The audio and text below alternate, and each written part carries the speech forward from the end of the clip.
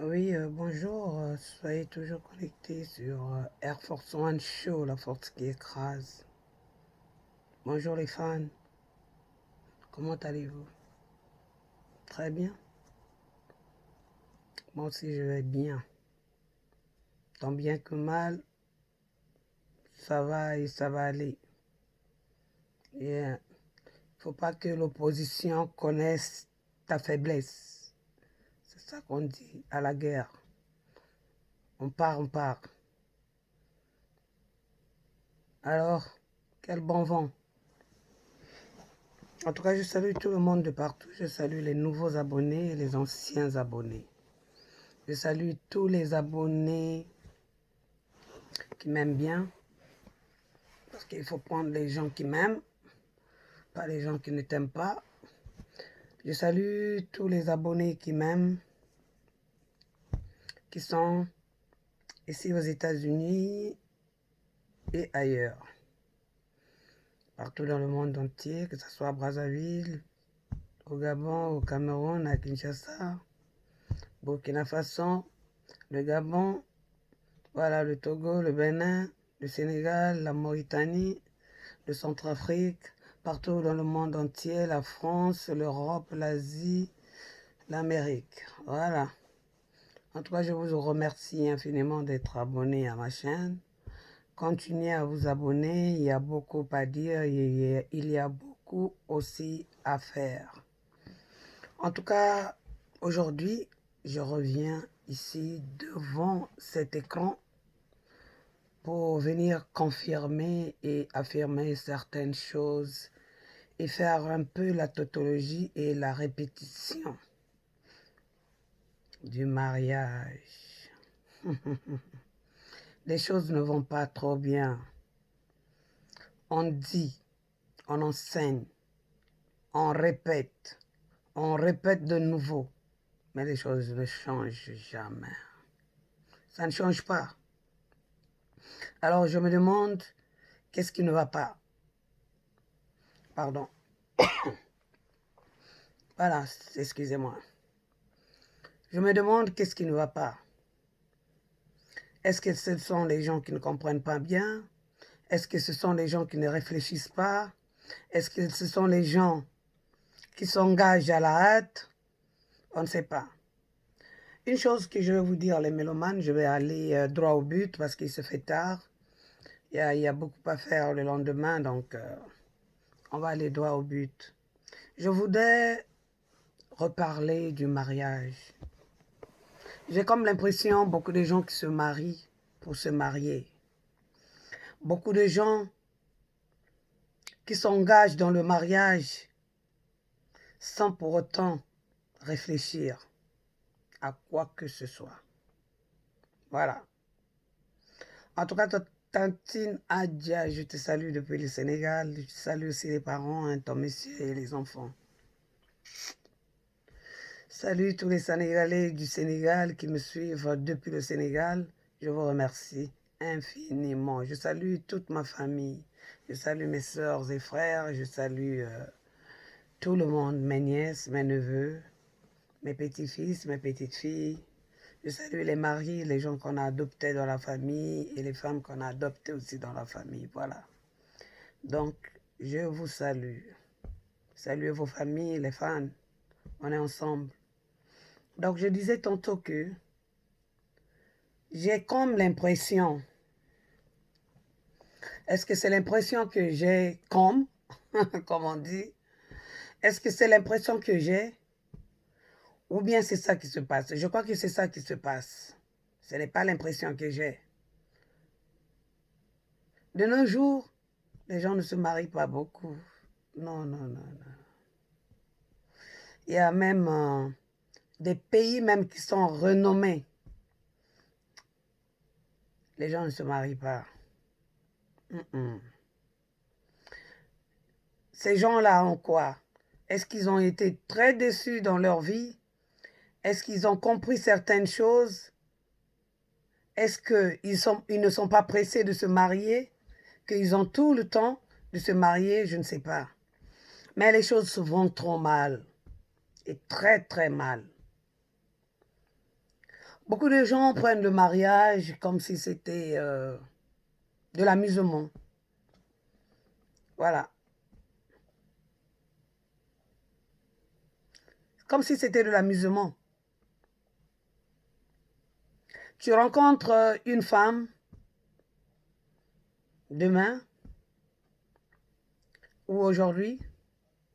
Prenons aujourd'hui, tu rencontres une femme. Vous faites la connaissance. Un mois plus tard, tu veux lui demander en mariage. Tous les mots sortent de ta bouche. Je veux te marier, je veux que tu fasses un enfant avec moi, je veux que, je veux que, je veux que. C'est sérieux ça? Tu es sérieux dans tes pensées et dans tes dires? Ça devrait être honteux et triste. Parce qu'en un mois, je ne sais pas qu'est-ce que tu as connu de la personne. En un mois, même une étude du marché, on ne la fait pas en un mois. Hein.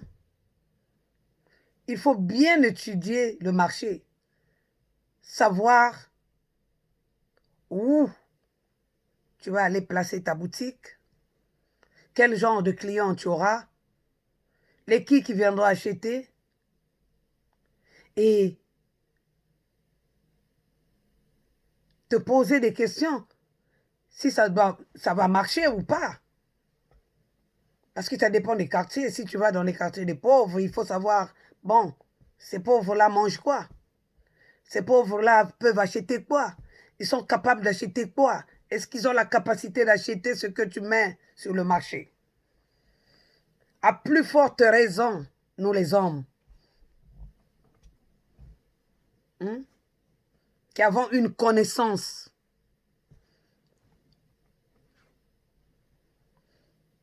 nous ne réfléchissons pas avant de poser des actes. De nos jours, on voit les femmes qui se marient parce que, voilà, elle veut porter juste la robe blanche et faire croire aux gens que elle s'est mariée, quoi. Elle a porté la bague et voilà, je me suis mariée. Est-ce que c'est vraiment une cause du mariage?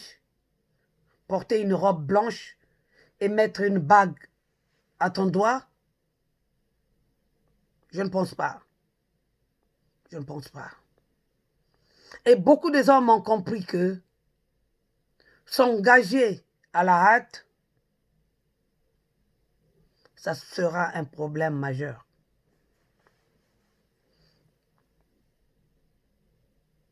Il faut attendre.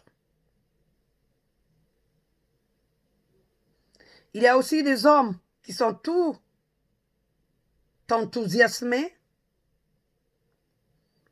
qui veulent se marier très vite. Vous savez, dans la vie, il y a beaucoup de causes que les gens utilisent pour se marier. Il y a des gens qui viennent pour des intérêts personnels. Il y a des gens qui viennent parce qu'ils n'ont pas une femme pour lui faire le ménage. Il y a des gens qui vous marient parce qu'il va avoir une femme dans son lit tous les jours pour toucher. Il y a des gens qui se marient parce que il est seul, c'est la solitude le tue, quoi. Donc, il y a plusieurs facteurs. Il n'y a que toi qui veux se marier, qui connais exactement la cause de ton mariage. Les amis, ne vous faites pas des illusions. La vie est très belle. Ne vous mariez pas comme les gens qu'on connaît, qui se marient à la hâte et qui ne prennent pas les choses au sérieux. Tu fais l'action de se marier, mais tu ne sais pas pourquoi tu te maries. Et tu n'es pas sérieux, tu n'es pas disponible même de te marier, mais tu le fais pour une cause. C'est pitoyable, très pitoyable. Avant, quand j'étais petite, j'ai vu une femme qui venait visiter mes parents, une jeune dame. Elle était costaude. J'ai oublié son nom. Quand elle s'était mariée, elle avait 30 ans. Les gens criaient. Moi, j'étais encore petite. Alors, j'ai entendu des mamans chuchoter pour dire c'est à cet âge-là qu'elle se marie, mais elle s'est mariée très tard. En la regardant, on voyait qu'elle était costaude, elle était grande de taille, et c'est comme si elle était déjà une maman, quoi. Mais elle n'avait pas d'enfant. Donc, elle était chez les parents, un monsieur est venu se présenter, elle a appelé tout le quartier, elle a appelé toute sa famille, et voilà, le monsieur est venu se présenter. Quelques jours plus tard, ils ont fait le mariage religieux. Bon, civil, je ne sais pas, je me rappelle seulement de ces deux choses-là. C'était une présentation, pour... c'était la dot qu'on venait, je crois que c'était la dot. Hein. À l'époque, moi, je ne savais pas qu'est-ce qu'on avait donné, donc je ne peux pas essayer un peu de créer les choses à ma manière. Quand je ne sais pas, je ne sais pas. Donc, je dois dire la vérité que je ne sais pas. Mais j'ai vu qu'il y avait quelqu'un qui était venu se présenter. Et tout le monde a crié à haute voix qu'elle était déjà grande, elle n'avait que 30 ans. 30 ans. Est-ce que c'était tard pour elle de se marier? Je ne sais pas.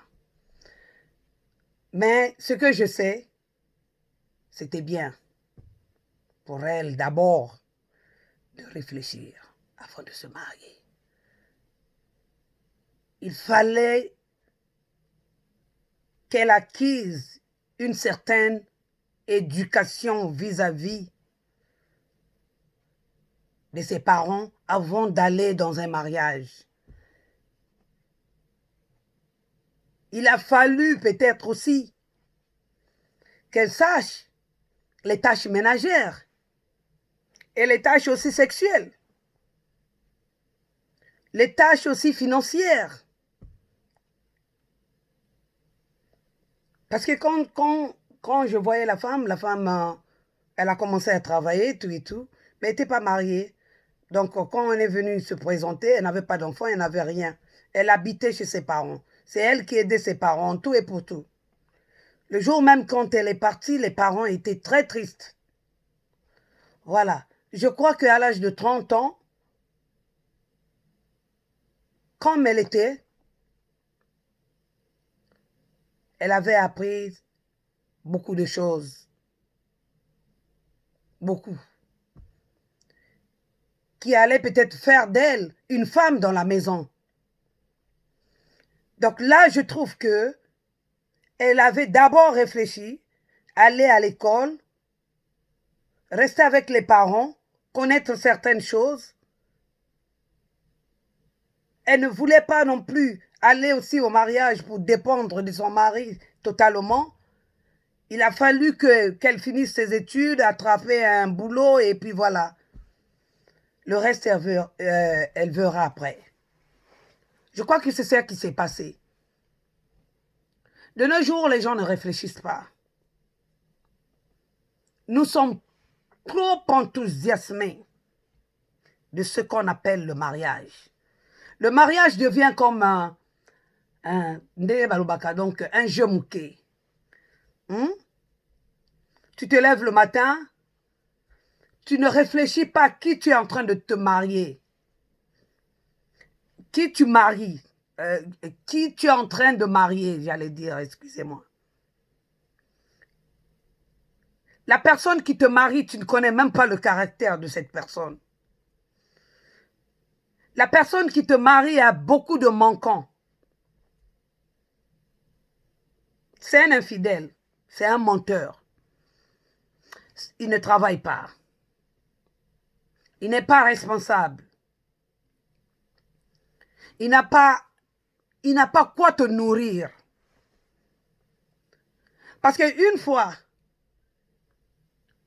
que la personne te marie, qu'est-ce que vous allez faire? On va commencer à faire des enfants, c'est ça, non? Voilà, on va former une petite famille. Je reviens de la grande famille, c'est-à-dire la famille de mes parents, et je viens, mon mari et moi, former ma petite famille. C'est ça qu'on appelle la petite famille. Mais en formant cette petite famille, est-ce que tu t'es préparé en conséquence? Hein? Il y a des femmes qui sont impolies depuis la maison de son père et de sa mère. Elle ne respecte pas les gens. Tu l'insultes, elle t'insulte. Elle va t'insulter jusqu'à la moelle épinière. Elle va insulter tes parents, elle va insulter ta grande soeur, ton grand frère. Elle va insulter ta mère, ton père. Elle va insulter tout le monde dans ta famille, tes tantes, tes oncles. Voilà. C'est après l'avoir mariée que tu vas connaître maintenant qui elle est.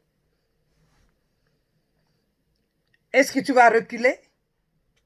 Est-ce que tu vas avancer avec elle? Ou bien tu vas stopper? Ridicule. Tu maries une femme, un homme qui est infidèle, menteur, soulard, hein? Il n'aime pas travailler, il n'aime pas faire quoi que ce soit, il n'est pas responsable, il fait ce que bon lui semble. Il ne s'occupe pas de vous. Moi, j'ai déjà vu, quand j'étais en classe de 6e au collège, j'avais une copine qui avait son père. Le papa là, quand j'accompagnais ma copine pendant la récréation chez elle ou bien chez eux.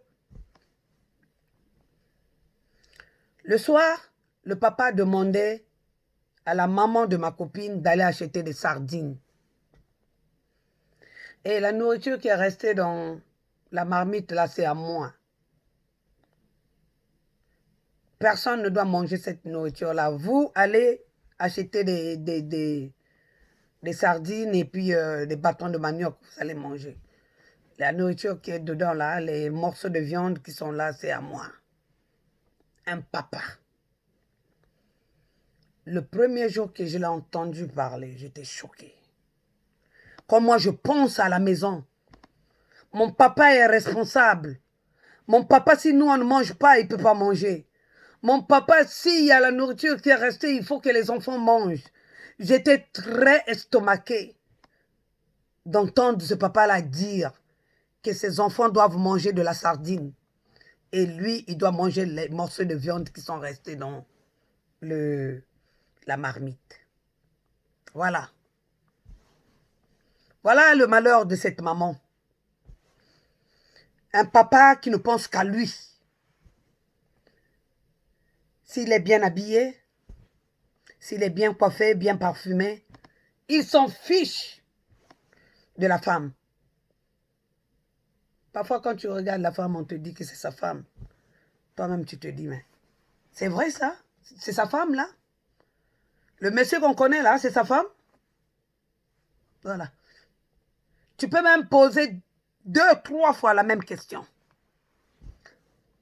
Parce que la femme ne reflète pas d'être la femme de ce monsieur qu'on voit. Lui-même, il s'occupe de lui-même. Mais il ne s'occupe pas de la femme. Non. Lui-même, il a des jolies montres. Voilà. La montre que la femme a portée, ça pèle même.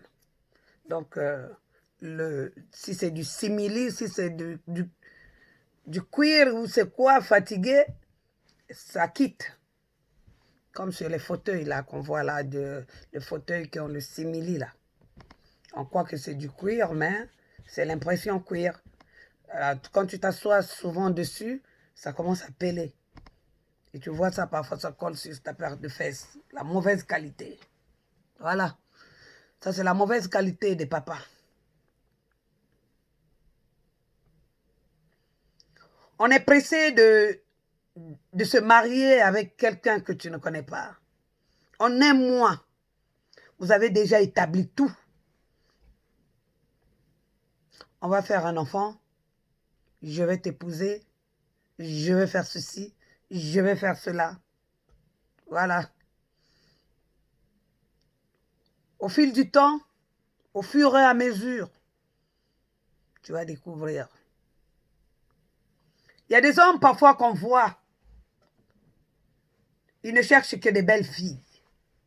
Lui, il ne peut pas se marier avec une vilaine fille. Voilà. Vulgairement, comme on les appelle. Moi, je voudrais me marier avec une belle fille. Tu vas payer. La belle fille que tu es en train de prendre, tu ne connais pas son caractère.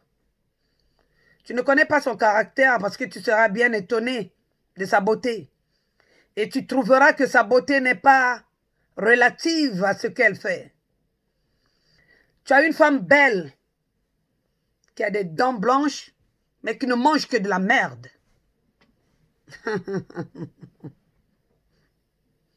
Ça veut dire que, vulgairement, elle fait ce que bon lui semble. Elle veut aller vadrouiller, elle va aller vadrouiller. Elle va aller vendre son corps, elle ira vendre son corps. Yeah. Ce côté-là, tu ne le connaissais pas parce que tu es vite parti. Yeah. Tu t'es vite échappé pour aller avec elle. Il y a des messieurs, ils ne regardent que les culs des femmes. Celle qui a un petit cul comme ça, celle-là non. Moi, je cherche les... Mitukamonene. Il n'y a rien là-dedans que de la merde. Le jour qu'elle se tombera malade, tu ne verras plus ce cul-là. Comment tu vas faire? Tu vas la quitter. Parce qu'il y a cul et cul. Hein? Voilà. Il y a des belles formes qui se forment. Quand tu regardes aussi, tu dis non, Dieu l'a créé quand même. Celle-là, Dieu l'a créée. Mais tu peux trouver des culs aussi comme ça, qui ne ressemblent à rien. Qui sont bien en jean, mais dès qu'elle va mettre un truc moulant, tu verras la cellulite, le machin, tout et tout. Donc ça veut dire que ça gave tout match. Ça mange beaucoup. C'est de la graisse dans elle. Ça ne fait pas le sport. Et c'est ça que le monsieur suit. Tu vas payer pour ça. Tu regardes les petites, la mini Austin, qui est facile à parquer. Ça, c'est les femmes taillées. Hey, toi, tu vas suivre la femme taillée. Tu ne la connais pas. Quand tu vas la découvrir, too late, trop tard. Tu vas payer pour la femme taillée. Voilà. Parce qu'elle cache des choses que toi, tu ne connais pas. Et pour connaître ces choses-là, moi, je pense que je ne suis pas là pour prophétiser. Mais moi, j'ai voulu toujours que les gens se marient avec les gens qui prient. Beaucoup de femmes maraboutent. Beaucoup. Beaucoup. Ici, aux États-Unis. Elle ne dort pas. Elle veut faire taire les bouches des gens. Elle va aller marabouter pour créer des incidents. Qu'on ne voit que elle. Qu'on ne regarde que elle. Qu'on fasse ceci. Un temps perdu. Ridicule. C'est de l'idiotie. Et quand ton féticheur ou ton guérisseur ou ton marabout va mourir, qui va te faire tout ça? C'est ton mariage qui va aller en l'air. Sache-le. Et quand la lucidité du monsieur va revenir, tu vas comprendre que tu étais si idiote, que tu étais si idiot pour faire tout ça. Il y a même des hommes qui maraboutent les femmes. Il y en a. Vice-versa. Et je disais tantôt que j'aurais préféré que les femmes et les hommes épousent les... Écoutez bien, on va aller ce qui concerne la religion. On n'oblige pas des gens d'être catholiques ou protestants ou kimbanguistes ou musulmans. Va là où ça te va. Mais je pense que si c'est le seul Dieu qui nous a créés à son image, qui a créé tout un chacun, je pense qu'il faut le prier. Quand tu le prieras, tu verras que les choses vont marcher dans la maison. Tu connaîtras le merci, tu connaîtras le pardon, tu connaîtras le bonjour, tu connaîtras les bonnes choses. Et Dieu va te révéler les choses cachées qui sont en cette personne. Tu sais, moi, j'étais très colérique à l'époque. Quand je m'énerve même, j'avais l'habitude d'écrire. Quand je m'énerve, j'écris. Moi, c'était écrire. Je disais tout en écrivant. Maintenant, je ne le fais plus. Parce que il y a la maturité qui est là. Je ne le fais plus. Si je le fais, c'est pour t'avertir. C'est un warning que je te donne. Mais sinon, je ne le fais plus. Tu peux te foutre de ma gueule. Tu peux croire que je suis une idiote. Tu peux créer des situations comme tu veux. Je vais rigoler au fond de moi. Parce que je sais. Je me connais. Et je sais ce que je suis. Rendre le mal pour le mal. Non, non, non, non. Non, il faut sauver l'âme. Aujourd'hui, Dieu peut t'appeler. Tu vas aller où? Il y a des gens qui sont chiants. Il y a des gens qui te mettent mal à l'aise dans ta vie. Tu les as croisés seulement sur ton chemin. Mais ils deviennent ou elles deviennent pour toi un obstacle. Ils te créent ou elles te créent des problèmes. Toi-même, tu ne sais pas comment commencer. Tu te demandes, mais est-ce que je suis sa rivale? Est-ce que je suis sa coépouse? Est-ce que je suis son rival? Est-ce que je suis son coépoux?